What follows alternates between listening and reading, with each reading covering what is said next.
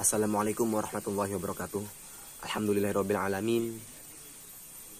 Puji syukur kehadirat Allah Subhanahu wa taala yang telah memberikan kita nikmat sehat walafiat, sehingganya kita semua bisa kembali bertatap muka walaupun hanya dalam video kali ini. Nah, di sini saya Muhammad Firdaus dari semester 2 jurusan Hukum Tata Negara kelas A, Fakultas Syariah dengan NIM 1911223. Nah, saya di sini dan teman-teman dari kelompok 7 akan sedikit memaparkan tentang review saya, yaitu dari kelompok 7 tentang matematika. Sebelumnya sudah kita kenal bahwasanya matematika adalah suatu pelajaran yang telah mempelajari beberapa perhitungan, perkalian, perhitungan dasar baik penjumlahan, perkalian atau yang lainnya, dan juga bangun-bangun dasar seperti kubus segala macam dan geometrik juga. Dan semua itu sudah kita pelajari sejak dari kita sekolah dasar, SMP dan SMA. Ya, matematika itu sendiri sudah mendapatkan perhatian istimewa di kalangan sarjana umat muslim. Hampir semua sarjana umat muslim tersebut memiliki penguasaan dan apresiasi yang tinggi terhadap matematika. Para sarjana sudah sangat sulit untuk menyebutkan beberapa besar matematikawan di antara ilmuwan-ilmuwan muslim. Nah, mereka biasanya mengacu kepada sumbangan-sumbangan penemuan ilmuwan yang diberikan pada matematika dan juga minat ilmiah yang paling tinggi terhadap matematika dibanding telaah-telaah lainnya. Kita kenal bahwasanya Ali bin Abi Thalib. Ali bin Abi Thalib adalah seorang sahabat Nabi dan juga ponakan Nabi. Sehingganya beliau terkenal dengan kearifannya, dengan keilmuannya, yang terkenal dengan wawasan yang luas, seorang yang sejak kecil selalu bersama dengan Nabi. Sehingganya apapun yang dilakukan Ali, apapun yang dilakukan Nabi, Ali mengetahuinya karena Ali hidup sejak kecil bersama dengan Nabi. Ali ini dijuluki dengan babul ilmi, itu yaitu pintunya ilmu. Dengan dijulukinya tersebut, Ali juga seorang yang seorang guru para ulama fikih, para sastrawan, para kalam. Makanya Ali itu digelari dengan julukan Taj al-Arifin, yaitu puncaknya orang-orang arif. Nah, Ali ini terkenal dengan sederhananya. Ternyata Imam Ali ini menguasai matematika. Banyak riwayat menyebutkan kemahiran Sayyidina Ali. Dalam riwayat salah satu murid dari seorang Yahudi, bahwasanya imam Yahudi ini mau meninggal, dan murid Yahudi ini diberikan tugas untuk menanyakan sesuatu pertanyaan kepada babul ilmu tersebut. Nah, pertanyaan tersebut itu diajukan kepada Sayyidina Ali, dan alhamdulillah dengan gigihnya, dengan cerdasnya, Sayyidina Ali bisa menjawab pertanyaan tersebut dengan begitu mudah, dengan menggunakan bahasa sehari-hari tanpa adanya rumusan-rumusan yang sudah kita pelajari dalam matematika, baik matematika dalam ilmu perhitungan ataupun yang lainnya yang sejak kita pelajari dalam SD, SMP dan SMA. Nah, dalam ini alhamdulillah Ali dapat menjawabnya dan dengan mudahnya, dan murid Yahudi tersebut masuk Islam karena amanat dari gurunya bahwasanya ketika kamu menanyakan hal ini kepada julukan babul ilmu, yaitu Sayyidina Ali, kalau beliau bisa menjawabnya, maka kamu ikutilah dia. Dan Ali bisa menjawab, alhamdulillah orang Yahudi ini masuk Islam dengan pertanyaan-pertanyaan tersebut, dan Ali bisa menjawabnya. Nah, di dalam matematika juga kita kita mengenal istilah KPK. Apa sih KPK itu? KPK itu singkatan dari kelipatan persekutuan terkecil, ya kan? KPK itu bilangan kelipatan terkecil dari persekutuan 2, 3 atau lebih. Bilangan KPK ini selayaknya sudah dipelajari ketika kita SMP dengan menggunakan metode-metode rumusan-rumusan yang sudah dipelajari sebelumnya, yang yaitu dirumuskan pada ilmuwan-ilmuwan sebelumnya. Nah, ada satu kisah juga bahwasannya Sayyidina Ali ini menjawab pertanyaan ketika suatu cerita tersebut ada wanita ini melahirkan dalam keadaan 6 bulan sebelum 9 bulan. Nah, wanita ini dibawa ke Utsman bin Affan. Utsman bin Affan ini menjawab bahwasanya wanita tidak mungkin hamil di bawah 9 bulan. Kalau emang di bawah 9 bulan berarti wanita ini pernah berzina. Nah, ketika tersebut wanita ditanyakan bahwasanya wanita ini tidak berzina. Kemudian Utsman bin Affan itu bingung dengan keadaan tersebut. Kemudian dibawa ke Sayyidina Ali. Kemudian Ali menjawab dengan gigihnya, dengan cergasnya, dengan menggunakan logika juga bahwasanya di dalam Al-Quran sudah dijelaskan melahirkan itu minimal 6 bulan.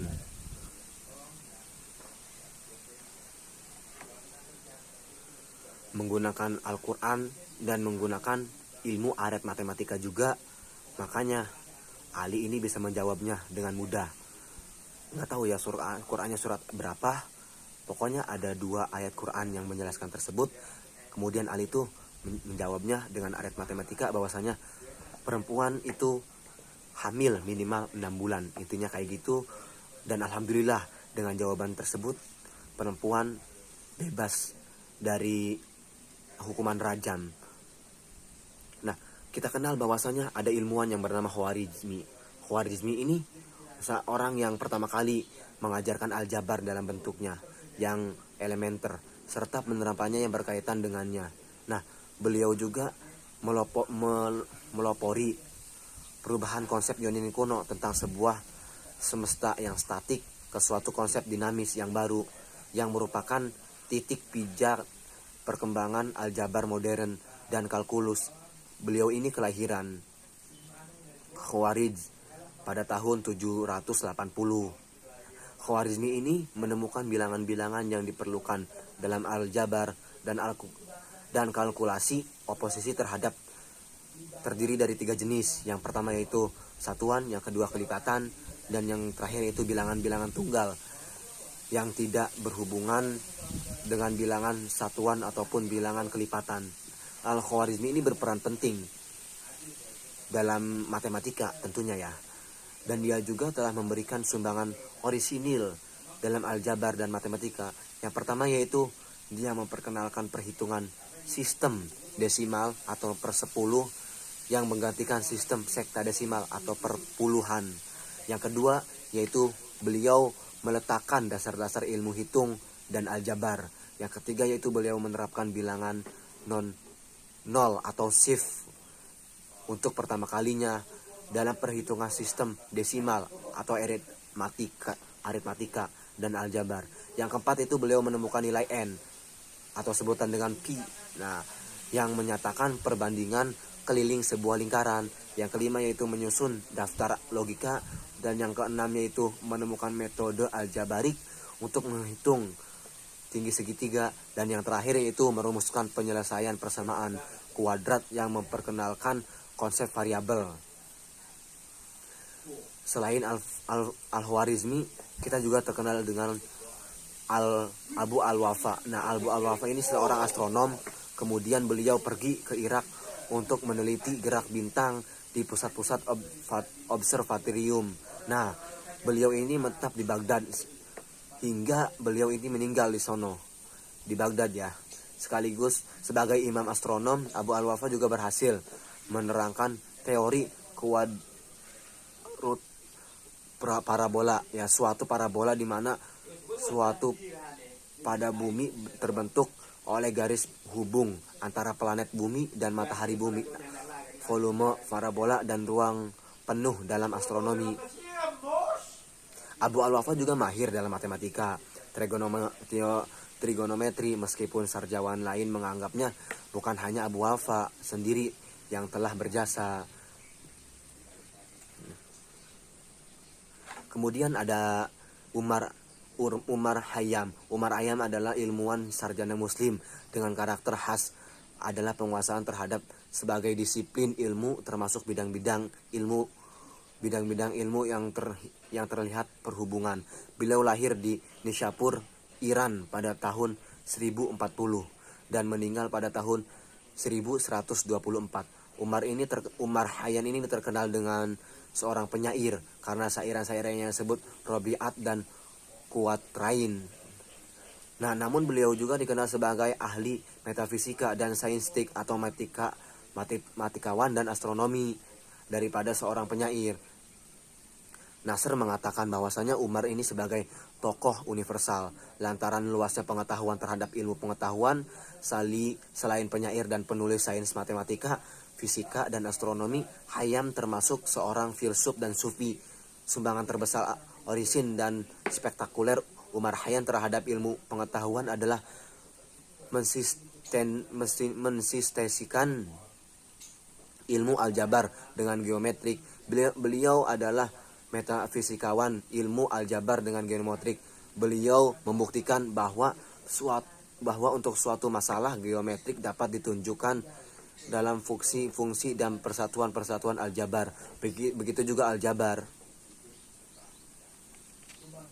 Nah, pengetahuan lainnya, Umar Khayyam ini membuka babak baru dalam bidang telaah geometrik adalah kritikan terhadap geometrik Euclides yang selama 13 abad menjadi julukan ulama geometrik.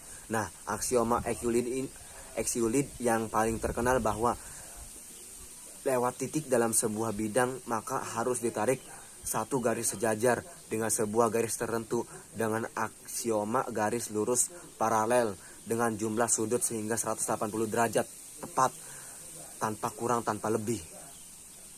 Tetapi Khayyam dalam teori ini menunjukkan adanya kemungkinan sudut segitiga dapat kurang atau lebih dari 180 derajat.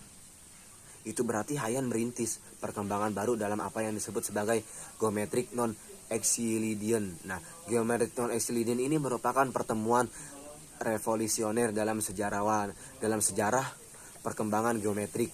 Cara pandang ruang Euclidean dengan non-Euclidean sangat berbeda. Ruang Euclidean adalah datar dan absolut, sedangkan ruang non-Euclidean adalah lengkung dan relatif.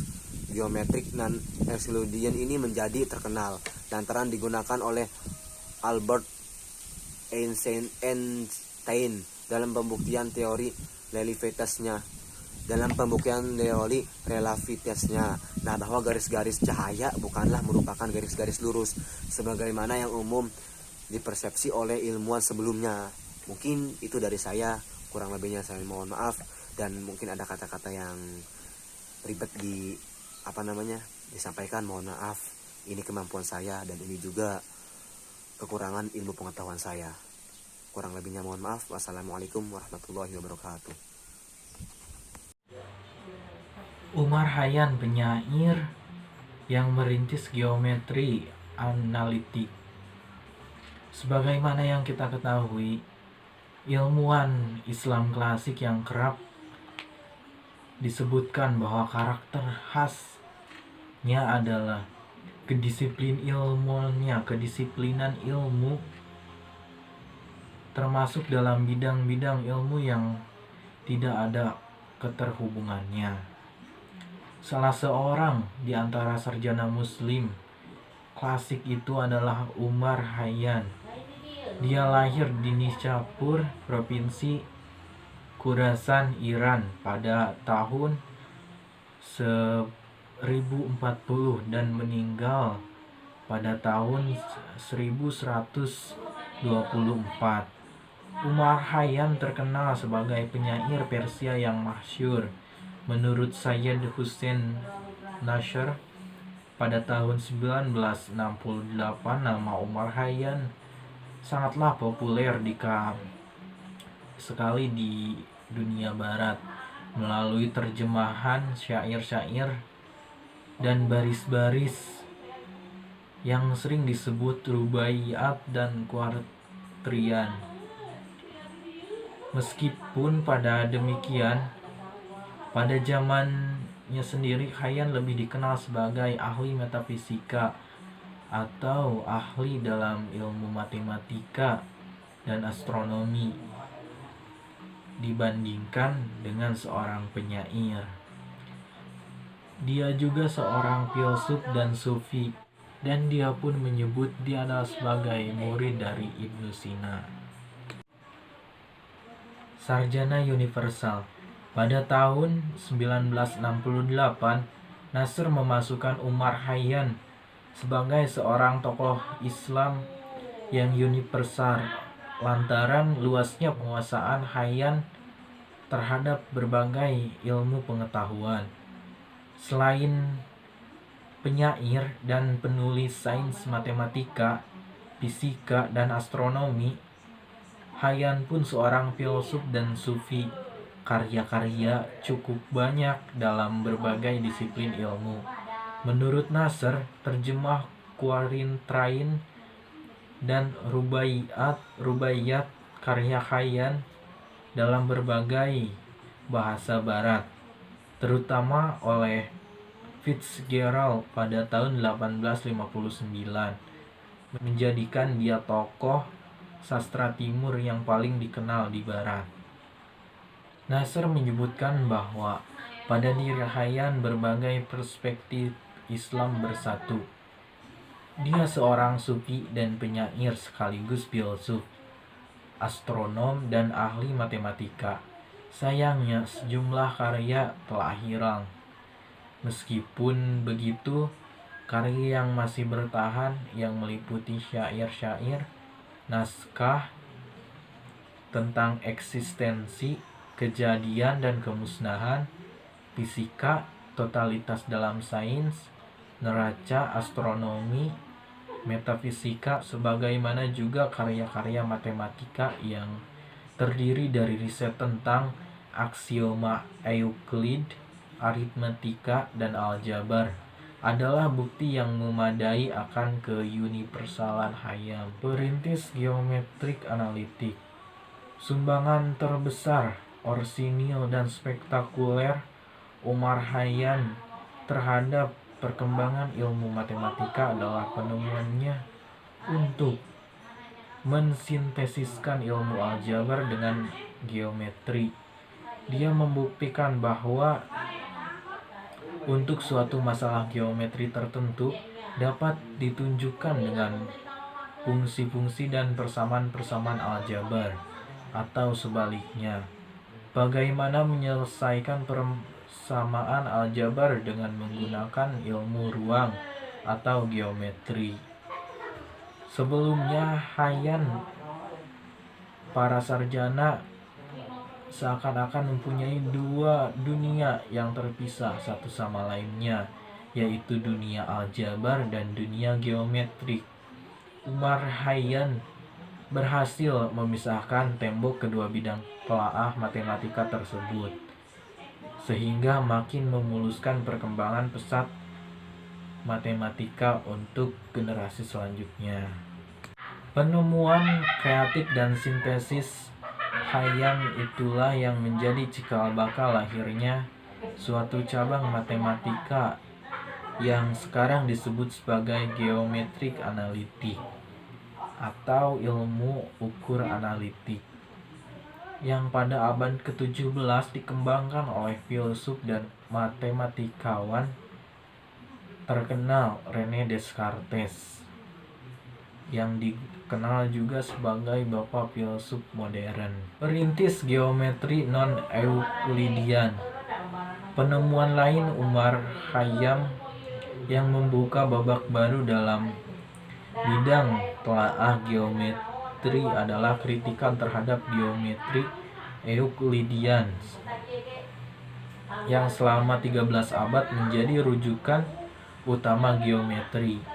Salah satunya aksioma Euclid yang terkenal adalah bahwa lewat titik dalam sebuah bidang, maka hanya dapat ditarik satu garis sejajar dengan sebuah garis tertentu. Dengan aksioma garis lurus paralel itu, maka jumlah sudut segitiga pastilah 180 derajat. Tak mungkin lebih atau tak mungkin kurang. Tetapi Hayam menunjukkan adanya kemungkinan bahwa jumlah sudut segitiga dapat berkurang atau lebih dari 180 derajat. Itu berarti Hayam merintis perkembangan baru dalam apa yang disebut sebagai geometrik non-Euclidean. Geometrik non-Euclidean merupakan penemuan revolusioner dalam sejarah perkembangan geometri.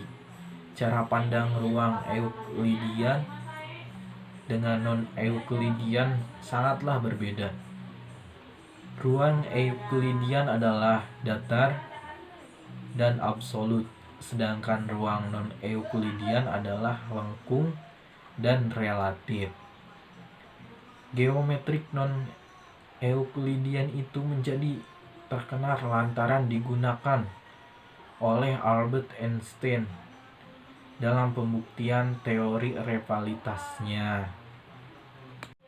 Geometrik Hayam merupakan perintis geometrik non-Euclidean yang kemudian dikembangkan secara detail oleh Lobachevsky-Bolyai pada abad 19. Dalam naskah-naskah matematika modern, Lobachevsky-Bolyai tanpa menyebutkan sama sekali nama Umar Khayyam.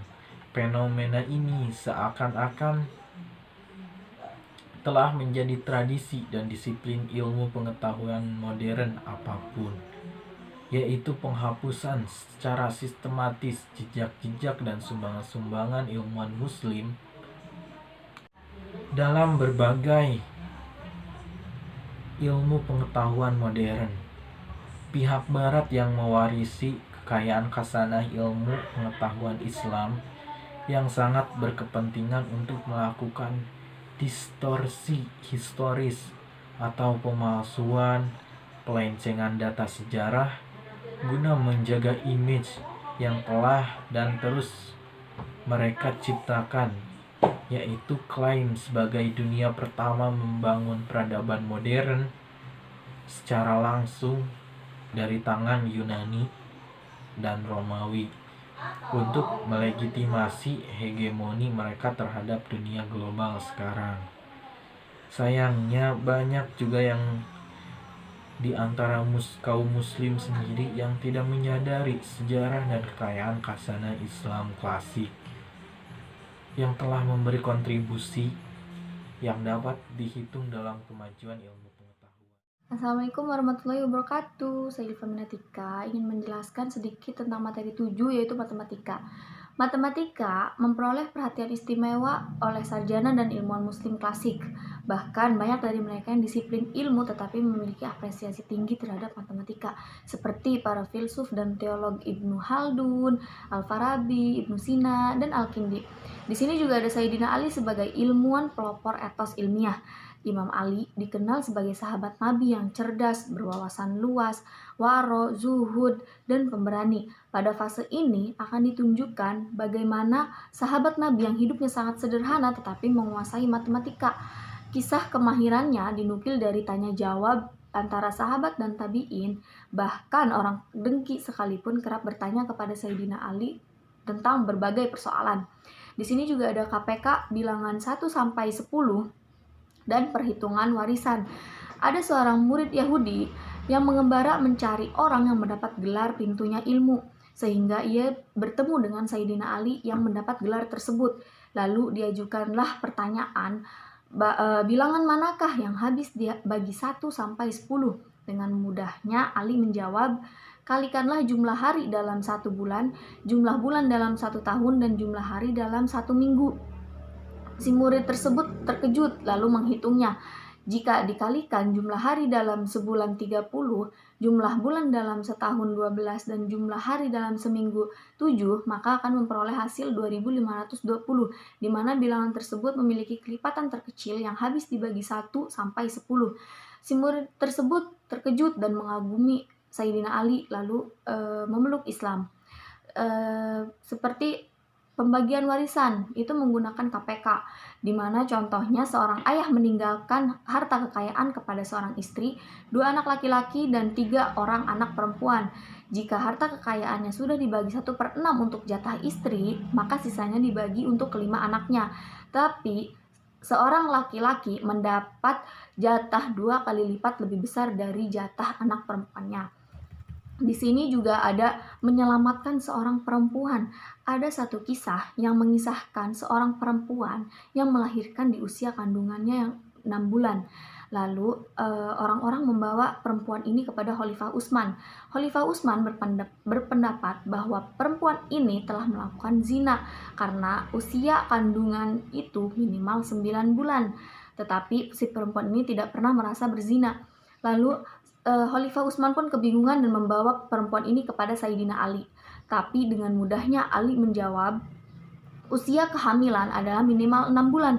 Lalu orang-orang bertanya, apa dasarnya pada Al-Quran? Lalu Ali mengutip dari surat Al-Ahqaf ayat 15 dan surat Al-Baqarah ayat 233, di mana ayat pertama Allah berfirman bahwa mengandung dan menyusukan bayi saja itu selama 30 bulan, dan pada surat kedua Allah berfirman bahwa menyusukan bayi saja ialah 24 bulan. Jadi 30 bulan dikurang 24 bulan adalah usia minimal kandungan, yaitu 6 bulan. Dengan perhitungan sederhana itu, perempuan tersebut bebas dari hukuman rajam. Di sini juga ada Al-Khawarizmi sebagai Bapak Al-Jabar. Seorang matematikawan muslim, Al-Khawarizmi dikenal dekat dengan para ilmuwan dan filsuf karena kecintaannya kepada ilmu pengetahuan. Ia bekerja dalam sebuah observatorium tempat dia menekuni dan telaah matematika dan astronomi. Di sini juga ada Abu Al-Wafa, pengembang trigonometri. Penguasaan Abu Al-Wafa terhadap trigonometri sangat membantunya dalam perhitungan-perhitungan astronomi, termasuk penemuannya tentang jalan gerak bulan. Di sini juga ada Umar Khayyam, yaitu penyair yang merintis geometri analitik.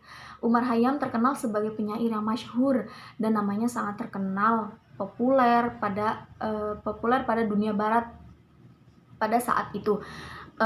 Sebelum Khayyam lahir, aljabar dan geometri selalu dipelajari sebagai subjek yang terpisah.